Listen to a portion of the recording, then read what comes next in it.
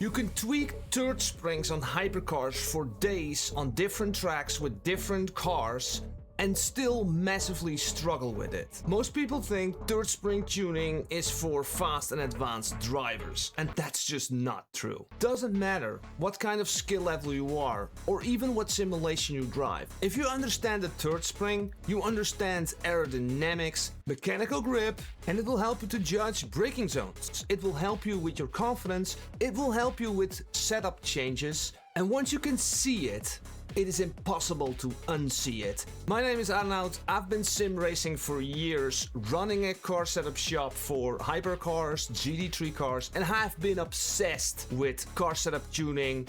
Let's get into it. So a common belief on third spring is that you change it for understeer and oversteer.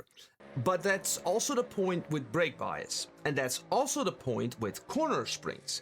And oversteer and understeer is also influenced by ride heights. So where does the third spring then come in if you marry all these settings together? And then you might think, yeah, but I'm not interested in the setup. Trust me, if you understand the setup, driving becomes 10 times easier too. You cannot separate these things. There's people saying, yeah, I just want to drive. No, you need to understand car behavior and dynamics, and setup is the gateway. In this first part of this video, we're going to explain what this car does under different speed states. And once you understand that, you can understand how these cars act. Like what is happening in the background, the things you cannot see. Hypercars are super powerful and have a massive amount of downforce. So what is happening when we go faster with hypercars? Our ride height starts to drop. And you can see on the top, when we're standing still, it's like 45, 65. And when speed increases, the car starts lowering. So this image is like this spot. So whenever we go faster, ride heights drop, but the downforce strength actually increases as we go faster. So it's not like exponential, but it's like a lot more downforce. For instance, let's say on 200 kilometers, we have a significant amount of downforce already. But on 300, it's significantly more. Now, this is important if you want to go fast. You want to have that car as low as possible. But there is a problem. You want to go as low as possible, but you don't want to bottom out the car. Now, I'm going to be real here. I didn't really understand hypercars or third springs or aerodynamics.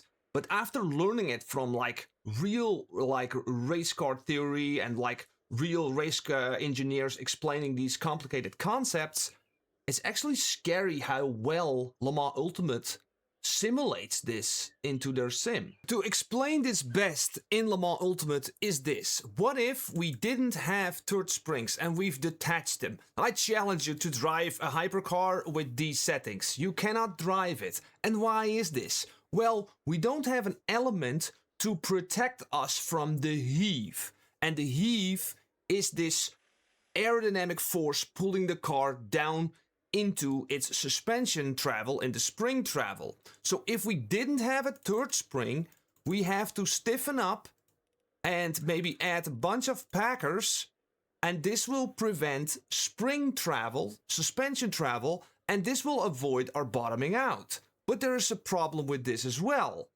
Let me explain further. If we were preventing the car from bottoming out by stiffening up our corner springs, this situation starts to happen with the car. Let's say you got an elevation change and you have like a elevation change here and a pothole over there with a super stiff suspension, springs, anti-roll bars and all that stuff. You'll see that this tire loses out on contact patch. And this is mechanical grip you're starting to lose out on because of the super stiff spring setup. Now this is a soft front suspension setup, and you can see that this wheel is allowed to move independently from this wheel.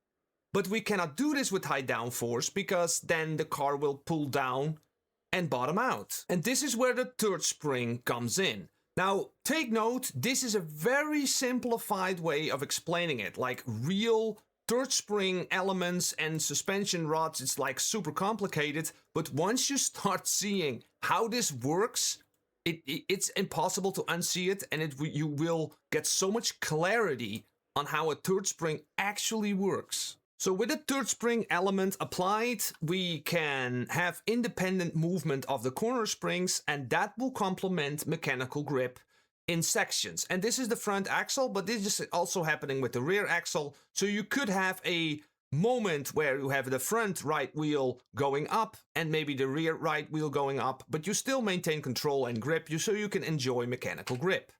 But then you start rolling, and you can also affect the roll in the car. And yeah, body roll, all that stuff. That's not the point of this video. But now we want to have downforce protection. So when the car starts going faster under high speed, we don't want the corner springs to move, but we want the third spring to move.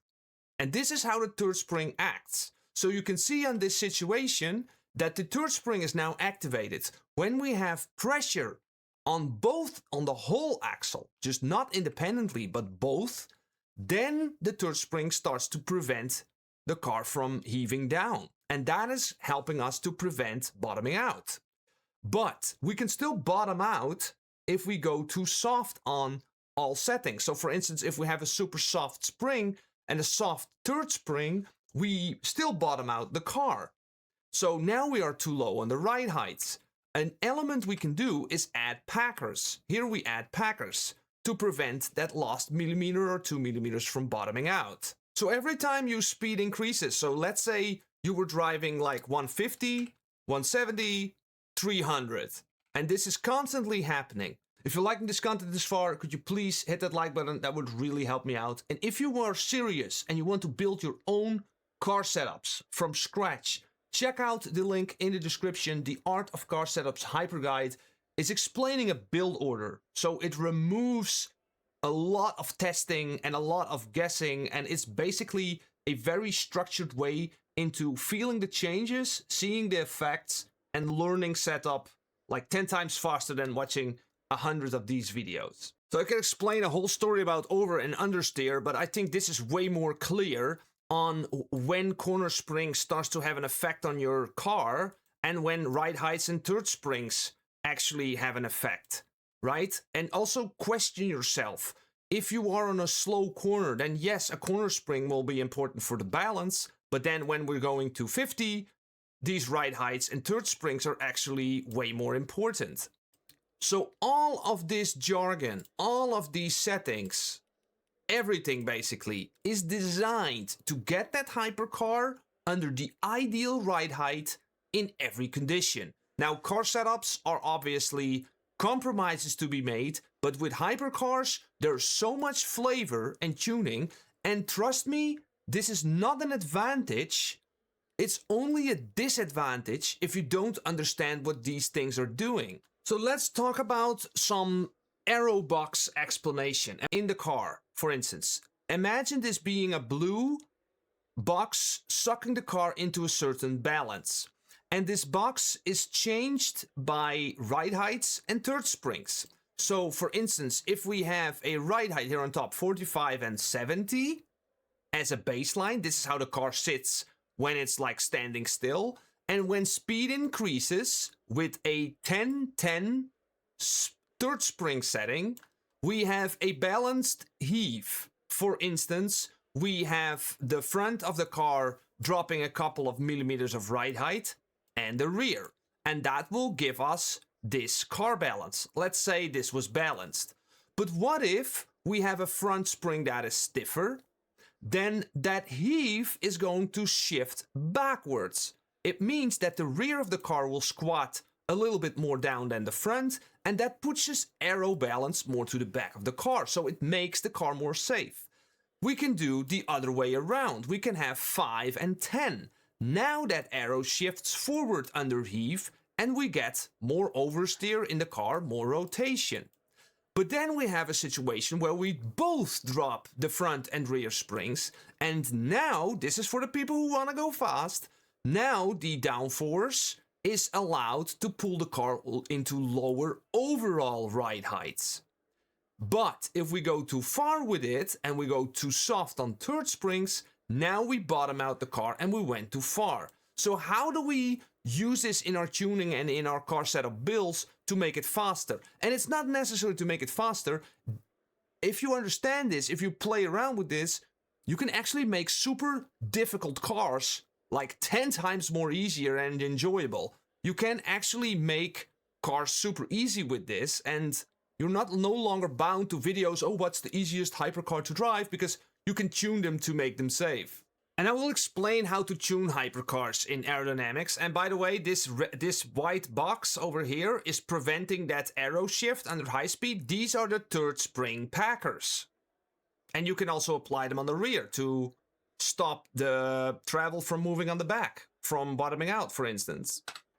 So when you want to tune a hypercar, you want to do the following things. The first thing you need to assess is if you're stuck. Let's say you spin it on slow corners, which tends to happen, or you jump a curb and the rear just lets go easily. Make sure you have a spring setup that is more stiffer on the front than the rear.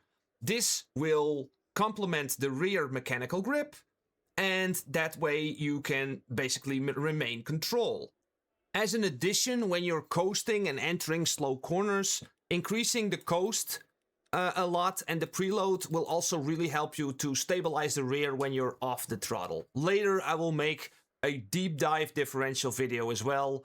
Let me know in the comments if you want that. And I'll claim that hypercars are easier to tune than GT3 cars for the simple fact that we can isolate this from slow corner behavior, this corner springs we just made safer, and now we can add aggression with ride heights and third springs without massively increasing our slow corner behavior. Sure, there is this like crossover limit, but let's keep moving. So in order to understand setup aggression and like fast hypercars, more forgiving hypercars for third spring, and those kinds of changes, we're gonna look at this 2.1 from my website, and we're gonna look at the suspension. So for this car, I went with this spring setup. What does this now mean? Well, the car is pretty low. We can only do 4 clicks lower, and we have this spring setup and ride heights. And this is the balanced heave. Now, this car setup was designed to like digestible for the majority of racers. But if we take a 5.1, for instance, you can see that I lowered my ride height. I have a softer front corner spring for the mechanical grip, and I have a softer front third spring. Now, there's one element you still need to understand when cars get lower, because the lower your car, the faster you go, the more sensitive these changes become. And why is this? Remember this graph from the beginning of the video? If we have lower ride heights, we have more downforce strength. And what that means is when we have a lot of downforce, for instance on this image, 1 millimeter of ride height could change this massive platform forward, immediately creating this aggressive balance under the high speed. But when the car is a little bit higher, these changes are a little bit more nuanced. Your input's gonna be more nuanced, and there's like more forgiveness in the car. So when you go super low, it's easier to extract lap time, but it's also can get super snappy and direct, and that might be too much for you. And some cars are just very sensitive to this, where others are just like completely numb to this. Like the Peugeot, the most overpowered car, you can just run that car low, very aggressive setup on the third springs, and you can basically push as hard as you can without dying. Okay, nice Arnold, but how do I find this personal limit? Well, you want to think about the default setup, and that might be something like this. And let's say it was like the spring setup was like this. You start lowering this every now and then, and you start lowering the ride heights until the point you hear the floor of the car bottoming out, and then you find your limit. Now you want to watch this video if you want to go further on that build order with the springs and like a step system to tune your hypercars to your liking, and you can use it for every hypercar. So click it. It's a good video. See you there. Thanks for watching.